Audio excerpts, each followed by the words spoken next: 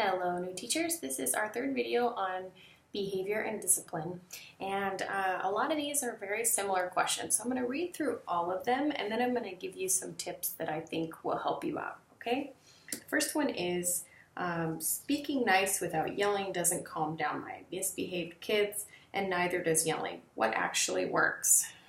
The next question, how do constructive conversations support student learning? The next, what do you do with a student that flat out refuses to participate and becomes a distraction during class? A lot of similar ones to that. How do you deal with students who constantly challenge you and disrespect you in the classroom? Another one, is it appropriate to send a troubling or disruptive student out of your class but have them miss the rest of the content presented in class, running the risk of falling behind? The next question, how should unsafe or problematic behaviors be handled in the classroom, keeping in mind the attention-seeking aspect? And lastly, what do you do with a kid that does not respect classroom rules, talks back, and won't be moved from your class? Even though parents have come to sit in class, it has no effect. Okay, so all these are fairly similar. We're talking about students who are struggling with following the rules, showing respect, and somehow they feel out of sorts with the procedures in class and they are not willing to go along with everyone else, right? So first off, hopefully this is only a few or one or two kids in your class, not the majority. If you feel like it's the majority of the class that's having this problem, you probably need to think of some more in-depth solutions, okay? And I'm happy to talk with you about those if you want to email me, or we can Skype, and I can even come observe your class and give you some tips if that's the case. But if it's just a few, and that's probably the case, then I think I have a few ideas that will help you out, okay? So first off, you need to find some common ground with this kid. Remember, a kid is just sort of a small adult. They're still a full human being. They're very complex creatures. They're not simple, but they are pretty logical. So if you can find some common ground with that kid and think, what does this kid want and what do I want? And how can we find a way to both get what we want? And have those kind of conversations with the kid and their parents and maybe other teachers. I think that is helpful. Another thing you can think about is finding ways to make your class feel like you are all on the same team. Many times it starts to feel like the teacher versus everybody else in the room. And it definitely should not feel that way. You should all be on the same team, and it should be clear to everyone that you are all on the same team, and any way you can do that is positive. So try to find some common goals that you can have, some things you can achieve together. Hey, when we all get to this goal, we're all going to have this reward. Regardless if a few kids are not really contributing towards that goal, they need to still feel that success, and you need to be able to highlight the kids that are doing it right, okay? So try to create situations where you're all one team, okay? Another thing, which is a pretty obvious thing, but I think is very, very important, is talking to parents. Talk to parents as often as you can. Whenever you meet parents, remember their names, remember whose kid it was, remember everything you can about it. If you have a bad memory like me, go write it down. Keep a log of parents you're talking to and what they said.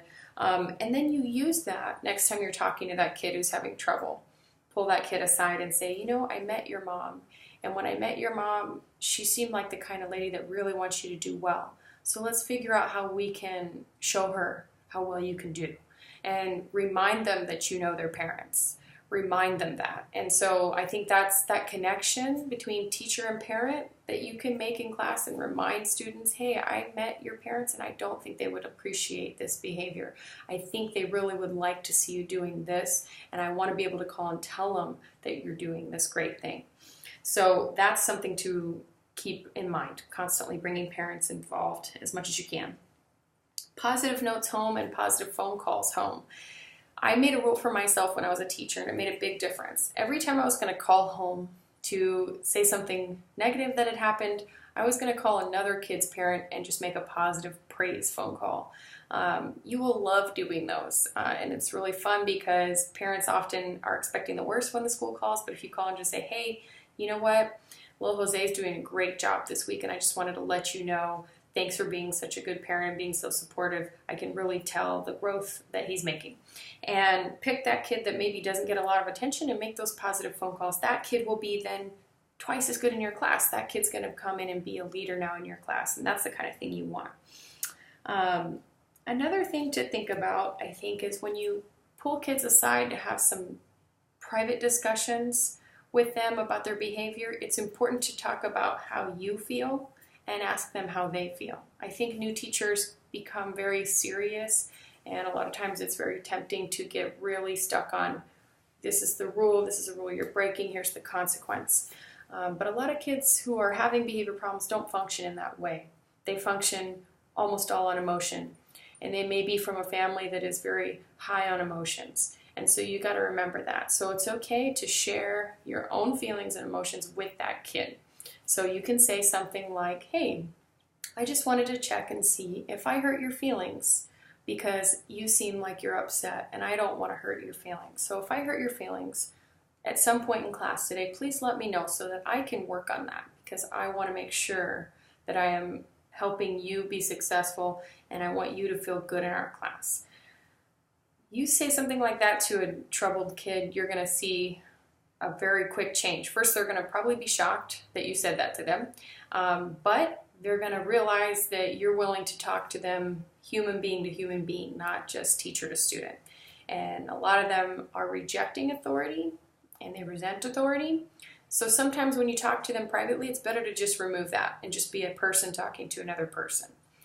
And so if you ask them if you've hurt them, then it's okay to say afterwards, okay, this is how I feel when you behave this way.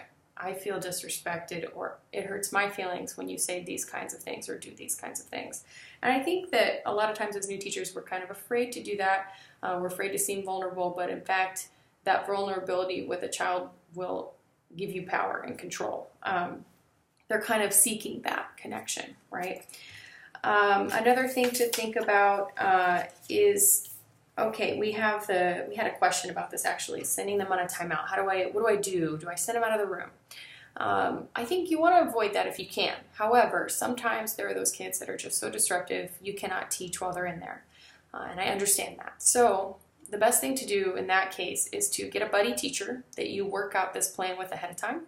And you say, okay, I'm going to work out a plan with this teacher where a kid's having trouble. I'm going to send them to your room for maybe 5 or 10 minutes to cool off and think and be quiet and calm.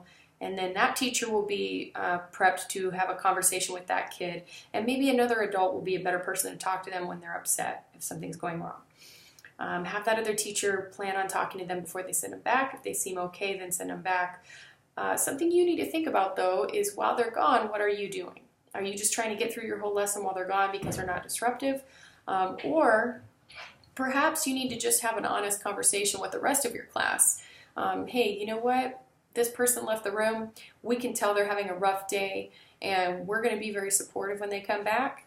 And the way we're going to be supportive is we're all going to really concentrate on our work, and we're not going to pay attention to any kind of disruptions. And you want to practice those kind of behaviors with your class while that kid is out of the room, so that when they come back, you can say, remember we talked about how we're going to be supportive and we're going to keep focused. And you can remind them so that that kid doesn't get everybody else derailed when they come back in the room. You also want to make sure that you follow up. You don't just send a kid out and then that's the end of it. You need to have a meeting with them at lunch, or call their parents, or send a note home. You need something to follow up. That can't be the only thing you do, because then a kid doesn't really learn their lesson by doing that. So you want to have a meeting with them at lunch perhaps. If you give detentions, that's fine. I would say sometimes detention is overused or it's used in the wrong way. Just sitting in a room doesn't really teach you anything. So you want to make sure if you're going to have a kid try to learn from their mistakes, you want them to actually practice doing it the right way.